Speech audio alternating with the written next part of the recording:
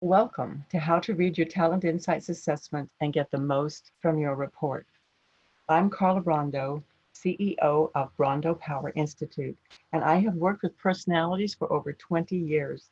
I'm happy to share this information with you, and I want you to read, internalize the information, and take action to make your future better through professional development. We're going to go through the assessment almost page by page, so have it open and follow along.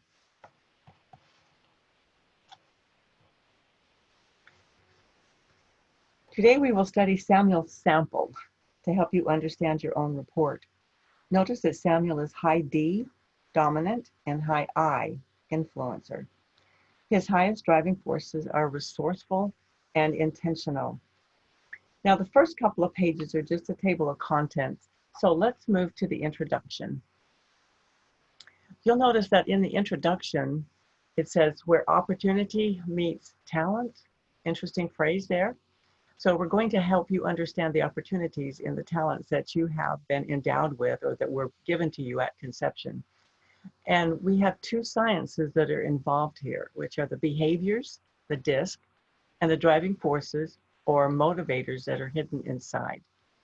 Two very important sciences, and they will complement each other. And also we will show you in this report where there might be a conflict between the two, because sometimes there are conflicts between behaviors and driving forces. Now turn to the next page. So it's the introduction to the behaviors or the disc portion. And I want you to go down to this area here, if you can see my cursor, because I want you to put in there how you respond to problems and challenges, that's D. How you influence others to your point of view is I, or influencer. How you respond to the pace of the environment is S, or steady. And how you respond to rules and procedures set by others is C, or as we call compliant or conscientious. So we have a lot of words that can describe these different characteristics. Notice down at the bottom there, I have circled the quote by W.M. Marston, who is the creator of this pool of information. He did all the research on it. And he said that all people exhibit all four behavioral factors in varying degrees of intensity. And that's where we get complex personalities and why it's important to study the reports. So the general characteristics page here lists the things, and it starts out with the ones that are most like you as you read the general characteristics that were taken from all of the different questions that you answered. And so the very first few sentences there are probably the most like you. And what we recommend as you read through this report is that you look at the sentence, you look at the statement, and you say, yes, this is like me, or no, this is not like me. Or you can edit it, say, this is like me if I change the word or two. So keep that in mind that even though this is scientifically researched, there may be a couple of sentences in there that you don't think are just like you. I'd say 99% of the people say this entire general characteristics is just like me, but there's always exceptions. So think about it in the terms of if I edited this, would it be like me? The next page is the value to the organization. And when you look at this, I think you should think, I can toot my own horn and be proud of what I add to the organization. And you can see that Samuel Sample here thinks big and is a self-starter, and he has a sense of urgency. Now, I point this out to you, the sense of urgency. This is his dominant trait. This is a D trait. And this may get this person in trouble because other personality types or other styles, like the I and especially the S, they don't feel urgency like the dominant person does. So keep that in mind as you go through. Look at the value to the organization that you bring, though, and as I say, be proud and toot your own horn. Now, the next page is how to communicate. And this is a way for people to communicate to you. And in certain situations, this is a great list to give to your manager or to team members, and they will understand you better, and you'll be able to have more intelligent and you might say more effective conversations with them. Now, if it doesn't work out that you can give this page to other people, then you can subtly tell them how you like to be communicated with. For instance, if the other person wants to create rapport with you, but they come in and they say, present the facts logically is what the D demands, and they're not presenting the facts logically, then you can say to them, I would like you to come back and present these facts in a more logical fashion. Can you do that for me? Or you can say, I need this in writing. What is your deadline? Because you can see down there at the bottom of the page, it's like, come prepared with all requirements, objectives, and support material in a well-organized package. That's what the dominant person wants. And then you can see how it goes into the I part of his personality, because he says that he needs time for relaxing and for fun. So you see how the two come together, and how this person, Samuel Sample, is a combination of the D and the I. And as I said, you can subtly tell people how to communicate with you if you read this page and make comments to them. Now, the next page is how not to communicate with them. And the same goes, the same is for the first page. You can give this page to people close to you, such as your manager. But if that's not appropriate, then you can subtly give them hints about how you prefer not to be communicated with. So if they're rambling on, you could say, can you give me just the headline on that? Or just give me the subject line? And that will clue them into what is not working for you in that communication.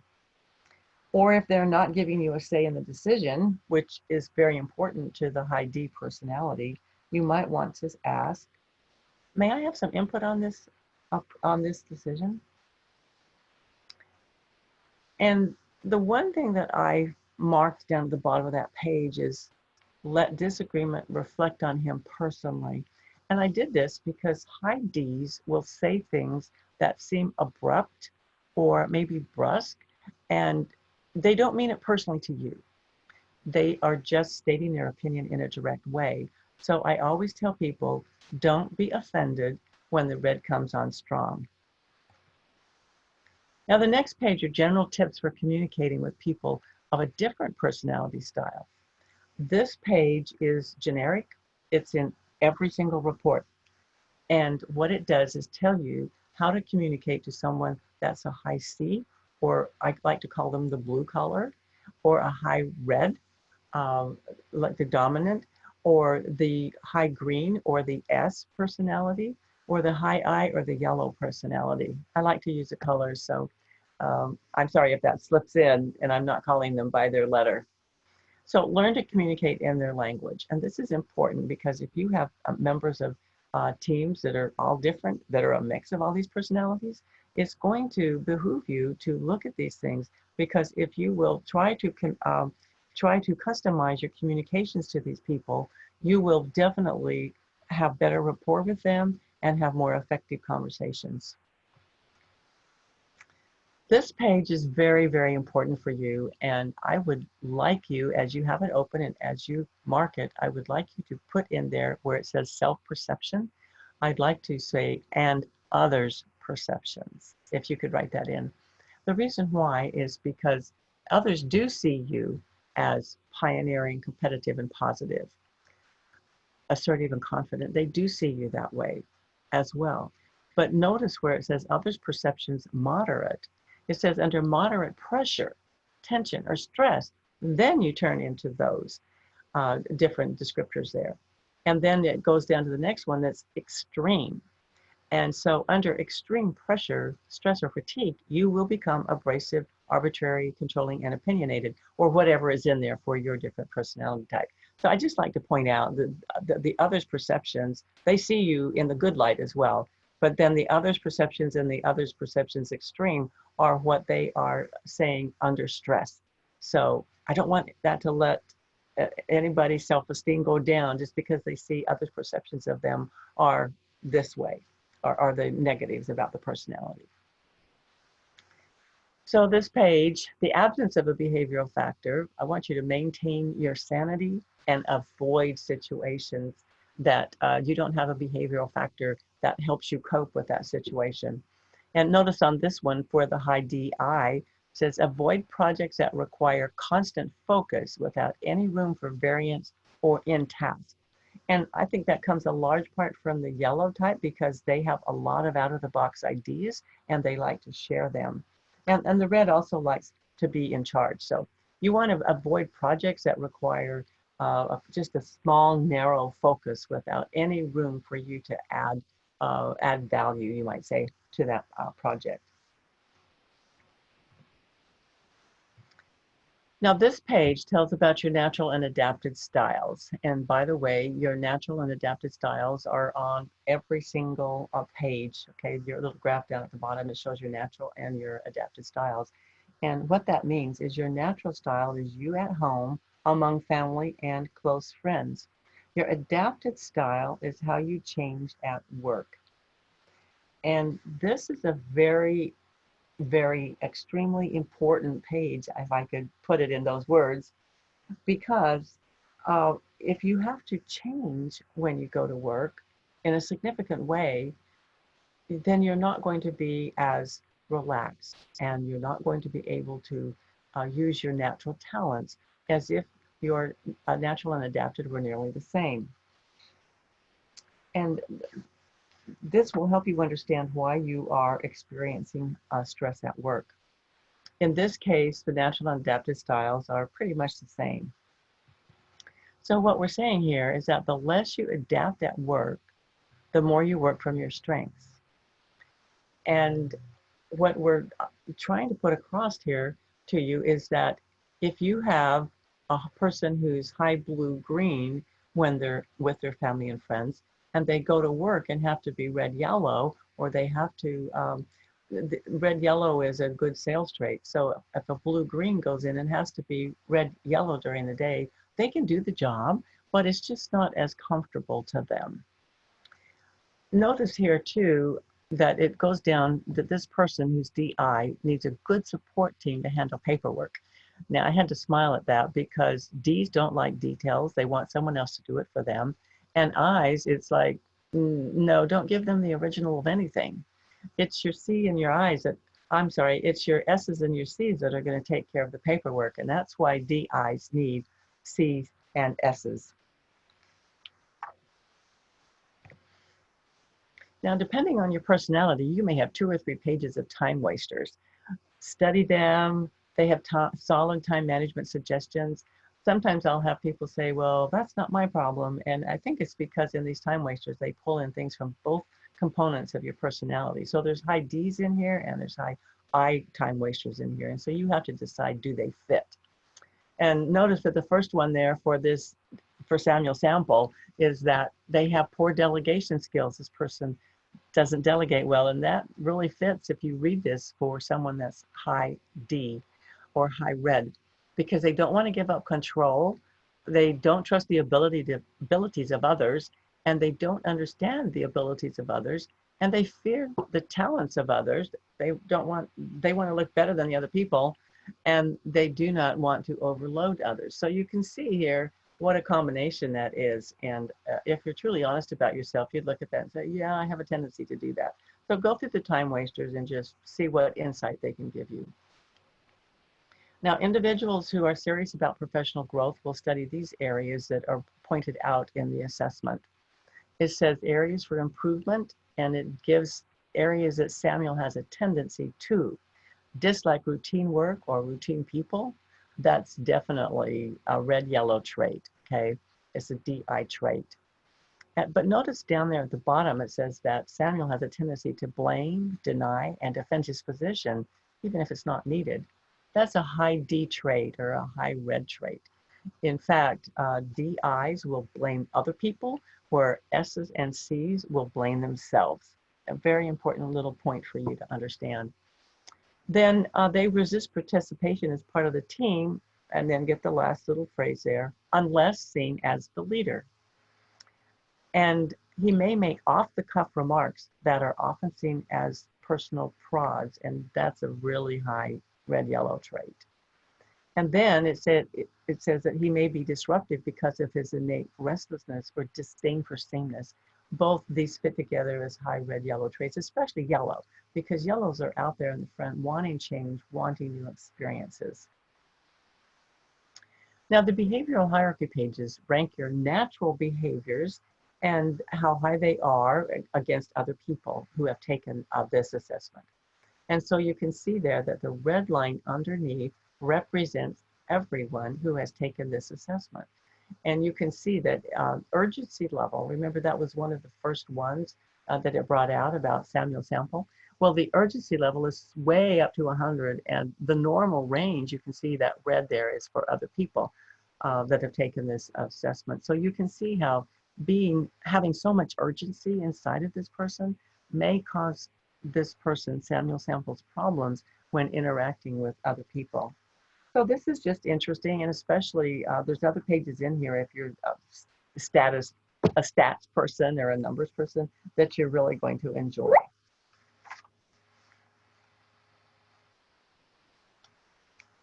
Now the next page here is just two ways of looking at the same information. You can see the graph on the left, and you can also see the circle on the right. Well, the circle gives you great information too, because you can visually see how you are playing out with your natural and adapted styles, and you can see that they're very close here for natural and adapted. But there's just two ways of looking at the same information, and it's like, which do you like the best? It's your choice. Now let's pause for a second, and you can get your head around the driving forces. One of the statements or the phrases, or you might say the quotes that I like about driving forces comes from Vincent van Gogh. I don't know if you've studied him a lot or looked at his paintings a lot, but you know he didn't have a lot of emotional intelligence, and he had trouble relating to people. But he had a lot of emotions, and that's what caused him to see people and to see paintings and to be able to paint these people in a way that moves you. And he said, let's not forget that the little emotions are the captains of our lives, and we obey them without realizing it. And that's the way your driving forces are. They're relentless emotions that are like the waves of the ocean. And I don't know what there is about the waves of the ocean, but they are very strong. And that is a great metaphor for you understanding your own hidden motivators inside of you. And to see the difference is the disc, you can observe those behaviors and understand them, but in the driving forces, those are hidden. And so you don't understand someone, why they're acting that way. I mean, you can observe them behaviors and give them a D, an I, a S, or a C, but then there's something that you don't understand, and that's because of their driving forces. So Edward Spranger first defined the 6 primary types or categories of human motivation, and he gave them the names of theoretical, utilitarian, aesthetic, social, individualistic, and traditional. So one of the goals down there that I've marked at the bottom of the page is that you want to understand and appreciate the driving forces of others. See, part of why we study the disc and the driving forces is so that you understand that other people are different than you. Because so many times we think, well, I'm right and everyone else is wrong. But understand that you're only about 25% of the population, 25% of the population thinks like you, and the other 75% don't think like you. And so what we're saying here is that understand your own and appreciate your own driving forces, and then understand and appreciate the driving forces of others. Now here we have Spranger's 6 types or categories, and TTI added 6 what they call key words in there. So you have your theoretical, and then they have added knowledge to that. So it's how you seek knowledge. Then they have utilitarian, and they stayed with that kind of that descriptor and added utility to it. Then they have aesthetic, and aesthetic has some interesting connotations there that I think you have to understand how they define it before you can understand what they mean by aesthetic. And they call it surroundings. And then they have social, and TTI calls that others. Then you have individualistic, and we're going to call that power from the TTI viewpoint. And then we have traditional, and they changed this just a little bit from Spranger's because he meant a traditional lifestyle, or you might say a new age lifestyle. But they changed it to methodologies, which is a really great way to understand it in our world. So let's explore these just a little more. When it comes to your theoretical, what you have on one end is intellectual, meaning that people will just absolutely get in and study everything they can about a topic. And to me, this describes people that get 3 or 4 PhDs, okay? Because they have to know everything there is about a topic. Then on the other end, you have instinctive, which is just, hey, give me just enough information so I can make a decision here, okay? So they're going to learn enough about the topics, and then their gut feeling will kick in. So those are the two ends of the perspective of the continuum there. Then you go down to utilitarian, and one end of utility is resourceful. In other words, you want to maximize the return on results when you expend your energy in anything. Versus people who get a task and complete it with little regard for personal return, which is selfless.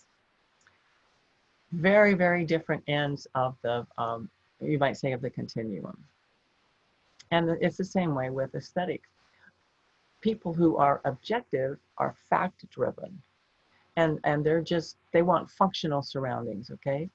Where people who are harmonious want everything to look nice in their offices. In fact, they really love to be able to look out the window, and they want harmony. And they're very subjective in their surroundings and in the way they treat people. So you can see as we're going through this, how you can have conflict between the two ends of the continuum. And a lot of people will be in the middle, but some people are really on the ends of these continuums, and that can cause conflict. So when you get down to social, you have altruistic, which means they're just driven by the benefits that they can provide to others. It's like, I'll do this to help you. I care about the homeless. I care about all of these people. They're altruistic. Where you have intentional on the other end, the opposite of that. And these are people that say, you know, I'll help you, but I want you to work hard. I want you to give me a return on my investment in you. And then you come down to individualistic, and you have commanding on one end and collaborative on the other. Now, it's a little funny point. I have high command, and I thought that I was collaborative until I found out that I'm collaborative until you don't do what I want you to do, and then I kick into command. So the last one is traditional and its methodologies. One of them is very structured. They're driven by proven methods. These are the people that set up ISO 9000 and they want you to follow it, and they have a defined system for living. And then on the other end, you have people who are receptive, and they're driven by new ideas, methods, opportunities, and they don't care about the defined system for living. So once again, you can see how these continuums work in your life. And as you start to understand them, and you can dig a little deeper about why people are being driven in the way they are, or why they're acting the way they are, then it starts to come together. And especially when you put the disc and the driving forces together, then you can start to understand other people. And this is a caveat. If you choose, you can customize your approach to these other people and be more effective in your communication and in your relationships with them. Now, just like the disc, we go into general characteristics, and just like the disc, if you read and mark it and you say, yes, like me, no, not like me, or edit if I changed, it's like me if I changed a word. And one thing I'd like to point out is if you're looking at these statements and you say, no, that's not like me, then what we suggest to you is that you kind of pull your ego back a little bit and you go ask a trusted friend or a mentor or someone who might be coaching you and say, is this me? Because sometimes we're not clear on ourselves. We're not as clear as other people who observe us. So go ahead, check the yes, be proud of those, check the no, and then go ask someone if that's really like you. I love this page, the strengths and weaknesses. It's a great page to study. You can see there that his potential strength is that he has resources. He configures resources to maximize output. And so as a leader, as a manager, if you're looking at the strengths, of Samuel Sample, then you'll know where to put him and where you can use his talents in the organization. And the same way with the weaknesses there. Notice here it says he tends to maximize efficiency and productivity. That's a great thing when you're looking at projects and how to move them forward. Then you can see that he may be perceived as a workaholic. And that's a potential weakness because workaholics get burned out and they get into that stress zone where they start being arbitrarily bossy, you might say. So then you have energizers and stressors. And these are good pages to study. They're very similar to your strengths and weaknesses there. It's because it says that Samuel tries to eliminate waste and he strives to obtain practical results. That's great when you are putting teams together to have someone like that on the team. But you can see down here that Samuel does not like to make emotion-based decisions. So when he's in a situation and people are making emotion-based decisions, this causes him stress. And these pages now describe his primary driving forces and his situational and indifferent. So what TTI has done is to put all of these driving forces into three categories. The first category is your primary driving forces, and there's 4 of the keywords in there, okay? So Samuel Sample is resourceful, intentional, receptive, and commanding. Those are the ones that he works out of the most on a daily basis. And you can see how the commanding also plays into the red personality or the D, the dominant personality. And then how the others kind of support it. The receptive there plays into the yellow part of the personality because the yellows are more receptive to new things than any of the other personality types. Then situational means you could go either way. Okay, I could be really intellectual. I can be driven to learn everything I can about this, but it may be a waste of my time. So I'm situational. I'll go either way there. And the same way with harmonious, with objective, okay? And with instinctive. So they can look at the situation and say, yeah, I'll buy into that and I'll give it my all in that, or he'll say, it doesn't matter to me. As you get into the indifferent, you can see how low Samuel Sample is on these indifferent things. I mean, he does not care about being collaborative. He's not altruistic. He doesn't care about structure at all. And he's not very selfless. So if you can observe these things about him and you understand them, then it's like you accept him more. Now this page is, like I said, if you like stats and figures and numbers, you're going to love this information because it clarifies why you have conflict, but it also shows how you measure against others in the population who have been rated. Okay, so, and what they do here is they rate you by mainstream or extreme or indifferent or passionate. They have all those words that are tied to them. And so it just gives you another way to understand where you are. So as you can see in intellectual, Samuel Sample is that little red dot there. He's below the mainstream. When it comes to instinctive, he's about right on with the mainstream. And resourceful, he's extreme in that. And so it's just interesting to go through and see that. And it might be a fun exercise in your team meeting to see where people fall there and then to see where they are from the first standard deviation, the second and the third. I had an engineering group that made a big thing on the whiteboard where each person was from the standard deviation and they were having a great time laughing about it. So you might enjoy that as a team as well. Now, this is the page I like because it's really easy to read the ends of the perspectives, the ends of the continuum. And you can see that by the ones I have circled here, they give you their top 4. And they have stars in the circles there. So you can easily identify what your top 4 are and how you work from them. This is the same information in a wheel, just like in the disc, you have the graph where you have the wheel. And whichever you like best, I happen to like this page better, but you may like this page. I don't know what there is about that page, but it makes my eyes go crazy. However, I do love this page.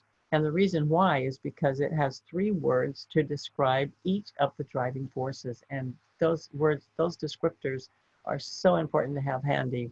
So you can understand when you're starting to observe some of these driving forces or how they combine with a D. So you can start to use these words to understand where the other person is coming from. And that, once again, that helps you flex some of yours, because unfortunately, so many times it's up to us to flex to the other person. We don't realize it, but it's a very conscious step that you take to be able to flex to the other person and to try to move some of your behaviors so that you're getting along better. So then you come down to integrating behaviors and driving forces. And of course, this is the page where they start putting together all your discs traits and all your driving forces traits. And the one I like here, as you read through these, is the bottom one there. It says, this person, Samuel Samples, is not easily deterred by setbacks. And that's because this is a solid person when it comes to the D.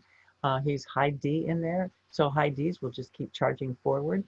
And also they can rejuvenate themselves. And sometimes this plays into the I as well, because they easily forget the bad things that happened and they keep going forward. And you can see that in the driving forces where his command and resourcefulness fall into. So they can get knocked down and they get right back up. Now this is interesting because sometimes you have inner conflict between you, okay? And I think this is a good page for you to study, because I had a person who was red-blue, and or in other words, dominant and conscientious, and she was fighting inside, and she finally said, I'm going to be red. I don't care about the blue side of me. And that was very insightful for her as she made decisions to go forward. Now, the one I marked on here is that the high D may not realize the negative consequences of his quick decisions. And that also tells you why DIs need the CS, because the C and the S's are more thoughtful about looking long-term and looking at all the consequences. So that's why we need each other on a team. Now, this is interesting for the ideal environment. In other words, if whatever your personality is, then you have to come down and look at what the ideal environment is for you. And this will help you look for jobs. It will help you look on projects to volunteer for in the company, or it will help you look for a career path in the company. Notice that it says that Samuel Samples has the ability to be self-starting and forward-looking as it relates to challenging the status quo. So if you need your company to change, or need your company to look at new products, or you're getting a little stale, then put a DI in charge. Put Samuel Samples in charge and he will perform for you. So the keys to motivating, I think, are interesting too. DIs is both relates to them. This first statement, it says freedom to get desired results and improve efficiency. Okay, so they need that freedom. If you want to motivate them, give them a project and let them go. Keys to managing them, says that the DI needs to be a more active listener instead of dominating the discussion. And you understand that because Reds have a very strong verbal skills, and the verbal skills of the yellow also, or the I, they're very verbal people, and they can easily take over a conversation, and they just have so much to say about it, about everything, okay? So be really careful if you're a DI that you use your active listening skills. And if you're working with a DI, if you're a CS, then just remember that that's their verbal skills style. So this is the most important page. I want you to stop right now and start your action plan, because you don't want to waste this information. And I want you to act now, okay? Go back through, read through, and pick out just one or two things that you think would make your life better if you could understand this more and implement it in your daily relationships with other people. And you'll be totally amazed at what this does for your life, not only professionally, but also personally. So you can start to see how in your personal life with friends and family, you will see these same characteristics coming out. Because I don't know what it is, for some reason in your family, if you have siblings, they're probably very opposite of you, and you can be very opposite from your parents. And so take this information, learn from it, and make your life better. Thank you very much. And if you have questions, send a message to me at my personal email, carla@carlabrando.com. Thank you for listening and have a great day.